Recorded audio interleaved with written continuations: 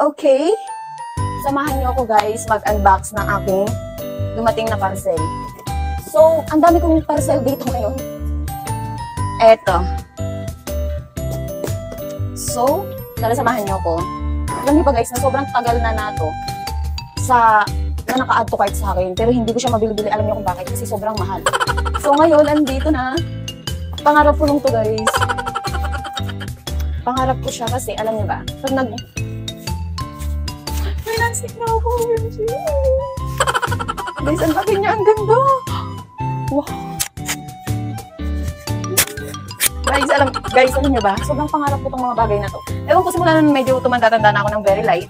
Hindi ko naman masyadong katandaan, pero simula nung tumungtong ako ng 20. Wow. 20. Simula nung tumungtong ako ng 20s. 25.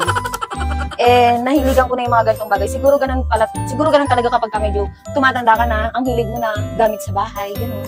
So guys, ang ganda. Alam mo ba, pangarap ko to. Sobrang dami kong nakikitang ganito sa SM kasi doon ako nagtatrabaho. So, lagi ko itong tinitignan doon. Iniikutan ko sila araw-araw doon. Para lang, sinasabi ko lagi sa sarili ko na walang araw magkakaganyan din ako.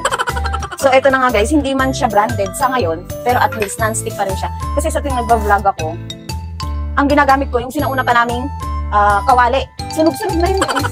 So, eto, ikabit natin, wala pa yung mga handle. So, paano ko ito ikakabit? Ng handle lang, iisa lang.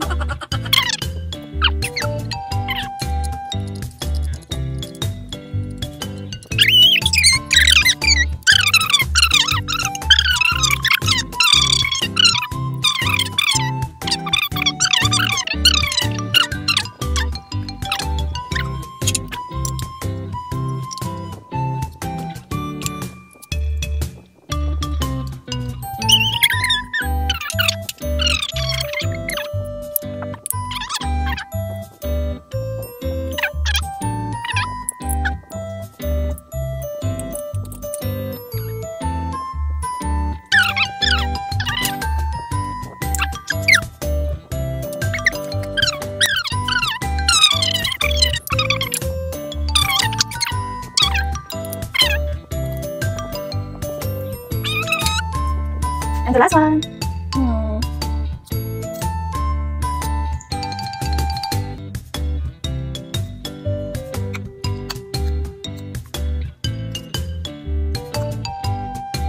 Tadaan! Tapos na! So guys, tingnan natin ngayon.